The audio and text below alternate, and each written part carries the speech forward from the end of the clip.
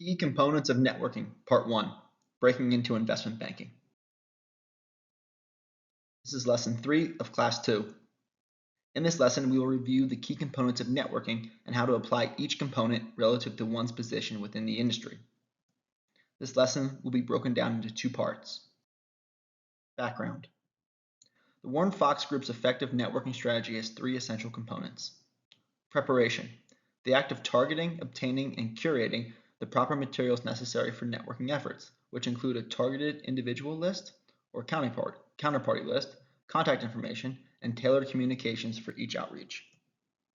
Connection, the act of dialoguing with the targeted individual to develop or to maintain a relationship.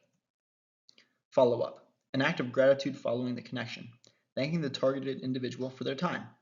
Also should include any action items and the scheduling of future meetings. In this lesson, we will thoroughly review each component of networking relative to one's position within the industry. We will begin with candidates who are networking to break into the industry. Networking, breaking into the industry. Informational interviewing. It is largely accepted that investment banking is one of the hardest industries to break into for reasons discussed earlier throughout this course. Networking is required to break into investment banking, and a very popular form of networking is called informational interviewing. Definition: one-on-one informal conversation with an industry practitioner. The official goal: to learn more about investment banking while developing an industry relationship and creating a mutual connection. The unofficial goal: to secure an interview by way of a resume handoff. A resume handoff is when a practitioner provides the candidate's resume to a hiring manager or an HR professional for the purpose of beginning the interview process. Component 1, Preparation.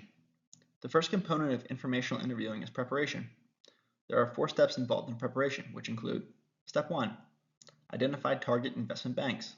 Create a custom-built list of target investment banks that fit your strengths, interests, and limitations. For example, sector, coverage, bank size, or location. Step 2, identify connection points within the bank. Identify connections such as existing contacts or practitioners who share mutual touch points.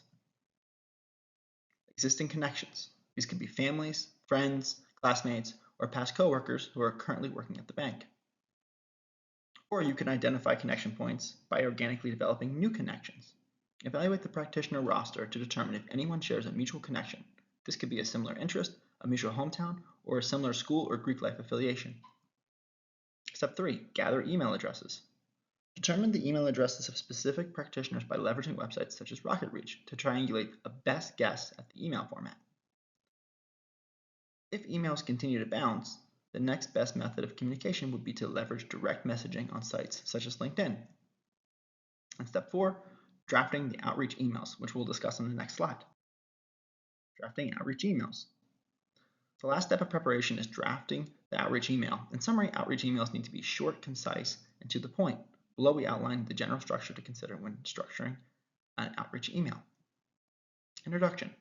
Introduce yourself and provide your current affiliation with either a school or an employer. Reasons for the outreach. Briefly state why you are reaching out and try to compliment the practitioner or the practitioner's employer while doing this. For example, I'd really like to learn more about Industry X, and I noticed Bank X is a leading advisor in the space. A call to action.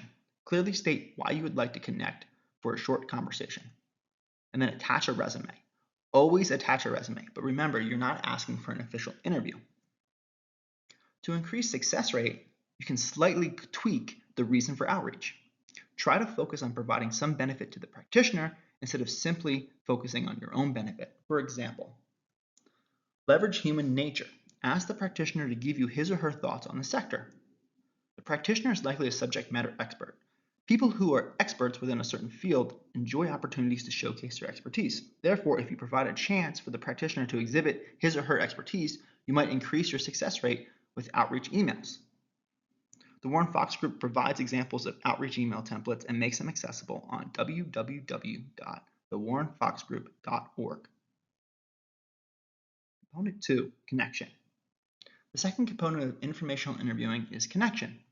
There are 3 steps involved with connection, which include: Step 1, beginning the conversation. Take the lead and guide the dialogue. It is not incumbent upon the practitioner to facilitate the conversation. The candidate should always start off by asking if now is still a good time to connect, and then thank the practitioner for their time. Begin the conversation with normal pleasantries such as, "How's your day going?" or "How's the weather in city X?" Step 2, facilitating further conversation. Provide a short and concise review of your resume. Only touch on the items that are relevant to investment banking. Directly after the resume review, acknowledge the reason for the call. "I'm really interested in learning more about your day-to-day at Bank X," or "I noticed the X deal that you did last month and wanted to learn more about how the industry is consolidating." The candidate needs to do enough background research to allow natural conversation about bank-specific or industry-specific topics. If the candidate does not have the knowledge to facilitate industry-level dialogue, then the conversation is going to be short and awkward. Step 3, facilitating end-of-conversation questions.